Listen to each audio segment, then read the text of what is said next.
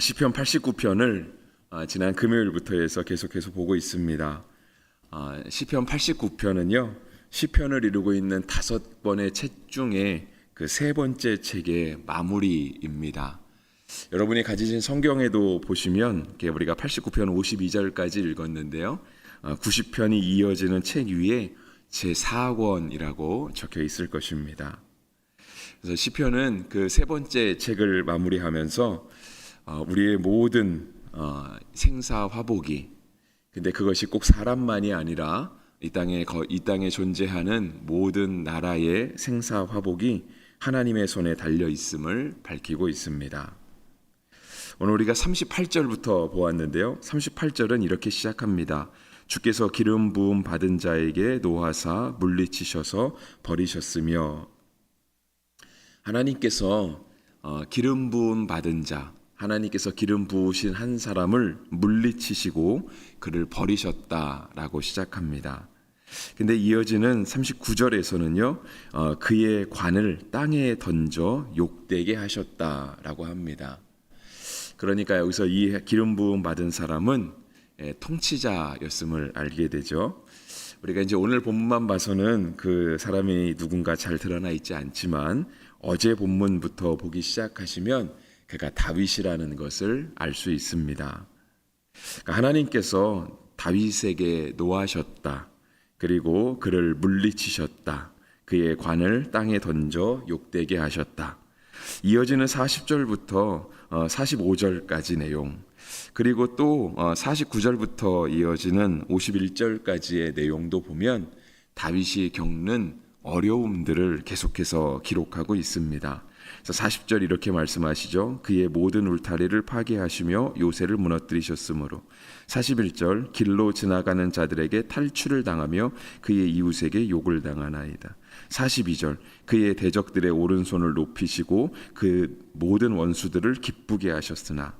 43절 그의 칼날은 둔하게 하시고, 그래서 그는 다윗이겠죠. 다윗의 칼날은 둔하게 하시고 그가 전쟁에서 더 이상 버티지 못하게 하셨으며, 그의 영광을 그치게 하시고 왕위를 땅에 엎으시며 젊은 날들을 짧게 하시고 수치로 덮으셨나이다. 이어지는 뒷부분의 내용은요, 주는 50절 주는 주의 종들이 받는 비방을 기억하소서. 많은 민족의 비방이 내 품에 있사오니 라고 되어 있습니다. 그러니까 다윗이 큰 어려움을 겪고 있다라고 하는 것을 오늘 본문은 계속해서 보여주고 있습니다. 우리가 이제 어제 본문부터 보면 그가 다윗이라는 사실도 알게 된다 말씀을 드렸는데요. 실은 어제 본문부터 보는 것이 하나님께서 한 인생뿐 아니라 한 나라의 생사화복을 주장하신다라고 하는 것을 더욱더 분명하게 볼 수 있습니다. 우리가 이제 어제는 주일이어서 우리가 새벽 예배를 드리지 않지만, 우리 생명의 삶으로 큐티 하시는 분들은요, 어제 본문을 19절부터 보셨을 것입니다. 근데 이제 20절부터 제가 이렇게 빨리 보면 그렇습니다. 20절에 하나님께서 다윗을 언급하십니다. 내가 다윗을 찾아내어 나의 거룩한 기름을 그에게 부었다. 오늘 38절은 기름 부은 자를 버리셨다라고 하니까 이제 다윗이 여기에 해당하는 거죠. 하나님께서 다윗을 찾아내셨다라고 말씀하세요. 그리고 21절 내 손이 그와 함께하여 견고하게 하고 내 팔이 그를 힘있게 하였다. 22절은요, 원수가 그에게서 강탈하지 못하며 악한 자가 그를 권고하게 못하리로다. 23절 그의 앞에서 그의 대적들을 박멸하며 그를 미워하는 자를 치신다. 그렇지만 24절은 나의 성실함과 인자하심은 다윗과 함께 있을 것이다. 그와 함께 있을 것이다 라고 하는 말씀을 하세요. 그러면서 25절 그의 손을 바다 위에 놓으며 오른손을 강들 위에 놓으리니 그가 나에게 부르기를 주는 나의 아버지시요 나의 하나님이시요 나의 구원의 바위시라. 이어지는 27절은요, 하나님께서 다윗을 장자로 삼으신다. 세상 왕들의 지존자가 되게 하신다라고 말씀하시고, 28절은 인자하심을 영원히 지키시고 그와 맺은 언약을 굳게 세우시고, 29절 그의 후손을 영구하게 하여 그의 왕위를 하늘의 날과 같게 하리로다. 하나님께서 다윗에게 세우신 약속이었습니다. 그런데 이렇게 세우신 하나님의 약속과 오늘 38절부터 시작되는 다윗에게 벌어진 일들은 굉장히 반대되는 내용입니다. 그러니까 하나님께서 다윗을 버리지 않으시겠다. 그러니까 심지어 다윗의 대적들은 멸하시겠지만 다윗에게는 그렇게 안 하시겠다. 하나님께서 약속하셨거든요. 그리고 그의 후손들도 영구하게 하시겠다. 그의 날들이 하늘의 날들과 같을 것이다 라고 하셨는데요. 오늘 본문에서는 하나님이 언제 그렇게 말씀하셨는지 하나님이 마치 거짓말을 하시는 듯한 그런 느낌이 듭니다. 근데 하나님께서 한 사람의 생사화복뿐 아니라 한 나라의 생사화복도 주장하시는 것은요, 하나님이 무조건적으로 복을 베푸신다 하는 것은 아닙니다. 그래서 우리가 어제 본문을 함께 보아야 되는 건데요, 30절부터 시작하죠. 만일 그의 자손이 내 법을 버리며 내 규례대로 행하지 아니하며 내 율례를 깨뜨리며 내 계명을 지키지 아니하면 내가 회초리로 그들의 죄를 다스리며 채찍으로 그들의 죄악을 벌하리로다. 그렇죠. 그러니까 하나님께서 우리에게 주시는 복은요, 우리가 어떻게 하든지 상관없이 우리에게 무조건 부어주시는 복은 아닙니다. 그러니까 우리나라 속담에도 있잖아요. 미운 자식에게 떡 하나 더 준다고. 여러분, 그 떡을 기쁘게 받아 먹으면 아직 철이 덜 든 자식이겠죠. 내가 뭘 했는지도 모르는데 부모가 나에게 떡 하나 더 주더라. 근데 그냥 그것이 부모가 나를 사랑하는 줄 알고 그냥 떡을 기쁘게 받아 먹고 배부르고 거기에 만족하고 있다면 진짜 그 자식은 미운 자식인 거예요. 부모가 미워하는 자식인 거죠. 하나님은 우리에게 복을 주심인데 우리에게 복을 주실 때 있어서 그냥 막 주시지 않습니다. 우리를 인도하시는 거예요. 부모가 자녀를 양육하는 것처럼 하나님도 우리를 그렇게 인도하시죠. 실은 그 출발점은 하나님에게서부터 있는 겁니다. 하나님이 우리를 그렇게 양육하시기 때문에 우리가 그 마음을 받아서 우리도 부모로서 자녀를 그렇게 양육하는 거예요. 하지만 하나님은요, 우리를 영원히 버리시지는 않으십니다. 그러니까 하나님은 우리가 진짜 미워서 내가 너를 택한 걸 후회한다, 내가 그때 잘못 봤다, 그게 아니고요.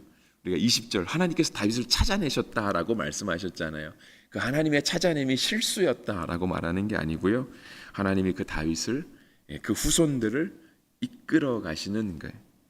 그래서 어제 본문 33절 그러나 나의 인자함을 그에게서 다 거두지는 아니하며 나의 성실함도 패하지 아니하며 내 언약을 깨뜨리지 아니하고 내 입술에서 낸 것은 변하지 아니하리로다. 하나님은 그 하신 약속을 변개하지 않으신다라고 말씀하세요.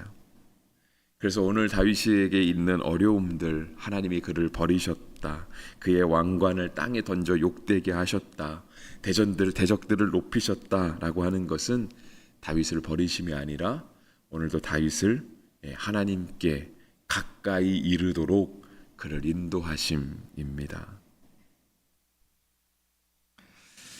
다윗은 46절처럼 하나님 앞에 나아가죠. 이게 꼭 다윗의 고백인지 아니면 다윗의 후손의 고백인지는 잘 모르겠습니다.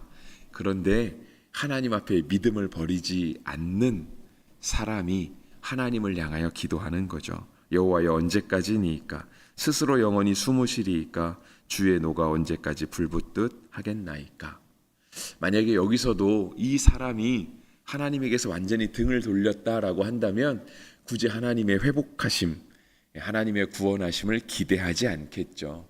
하나님이 언제까지 숨으시겠습니까? 라고 말하지 않을 거예요. 이 사람은 47절에서 자신의 한계를 깨닫습니다. 나의 때가 얼마나 짧은지 기억하소서. 주께서 모든 사람을 어찌 그리 허무하게 창조하셨는지요. 누가 살아서 죽음을 보지 아니하고 자기의 영혼을 수월의 권세에서 건지리이까. 그러니까 우리의 인생은 짧다라고 하는 거예요. 하나님 앞에 한낱 사람이 살아가는 그 생이 참 짧다라고 하는 것을 하나님께 고백하고 있는 거예요. 그러면서 허무함도 고백하죠. 근데 이 말씀에 담긴 속뜻은 그거죠. 그러니 하나님 빨리 구원해 주십시오. 그것입니다. 하나님의 진노하심을 빨리 거두어 주시고 다시 우리에게 다윗에게 허락하신 그 놀라운 형통함의 은혜, 그 복됨을 허락해 주십시오. 다시 회복해 주십시오라고 기도하고 있는 거예요. 다윗은요, 하나님을 향해서 나의 하나님이십니다. 나의 아버지십니다. 나의 구원의 바위십니다. 라고 고백했습니다. 시편에 그런 고백들이 굉장히 많이 있잖아요.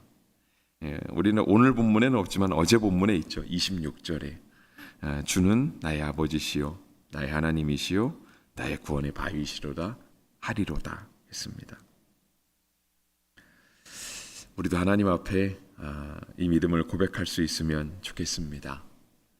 실은 우리가 형통의 때에도 그렇고요. 우리가 형통하지 않을 때에도, 우리의 삶이 평안할 때에도, 평안하지 않을 때에도 하나님은 우리의 아버지가 되심이 변하지 않습니다.